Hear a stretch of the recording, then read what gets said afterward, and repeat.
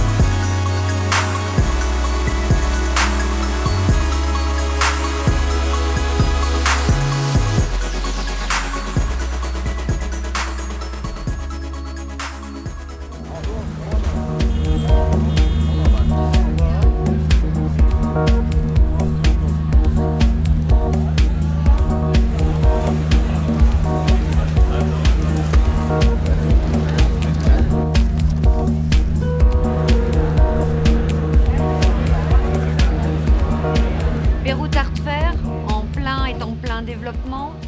De toutes les foires qui se passent dans la région, nous sommes la seule foire qui défend les arts émergents, avec les artistes émergents. Ce qui nous intéresse, c'est vraiment de reprendre les galeries qui sont en train de décoller, de les suivre et de pouvoir présenter avec elles leurs artistes. Les collectionneurs nombreux qui viennent à Beyrouth Art Fair, puisque cette année, nous avons 30% de collectionneurs environ qui viennent d'Europe. Nous avons 5% qui viennent du monde arabe et tout le reste c'est du Liban, de Jordanie et de la région. Nous avons démarré en 2010 avec 3500 visiteurs et aujourd'hui nous attendons 24 000 visiteurs.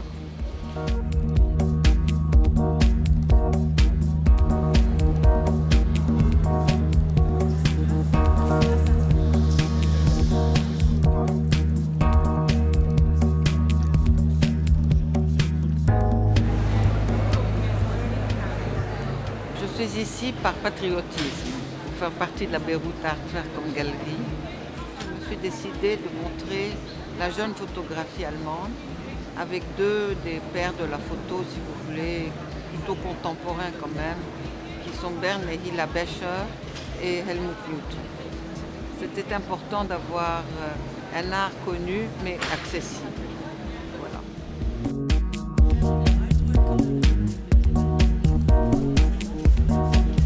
Te acordaste de mí cuando viste ese tipo. Y fue esa noche así cuando él no me dijo. Aujourd'hui, je représente les œuvres de Rachid Kimoun, qui est un sculpteur d'origine algérienne, pour qui les thématiques, notamment de la Seconde Guerre mondiale, est très importante. Donc il a fait cette série de tortues qui s'appelle les Tortues de la Paix et qui en fait sont représentées des casques des militaires de la Seconde Guerre mondiale. L'idée étant de pouvoir dénoncer les atrocités de cette guerre et de présenter l'animal qu'est la tortue comme le symbole de la paix.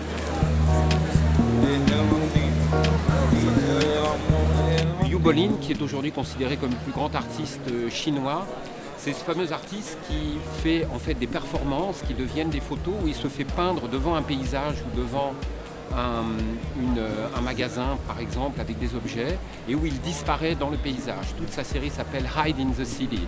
Donc il disparaît comme le gouvernement chinois, puisque c'est un artiste contestataire, a failli aussi le faire disparaître en rasant son village.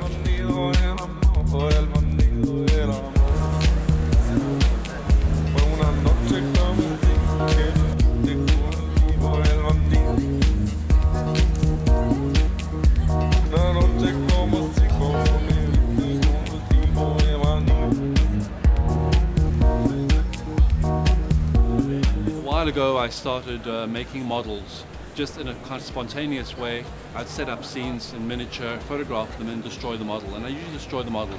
But Pascal Odile, who's curating this show on virtual reality, on digital art, asked me to keep the model and have the photograph and have the two together as different ways of looking into fictional worlds. It's always been possible to make worlds using optical effects by making real things and allowing the visitor to interact with his imagination, to explore the spaces.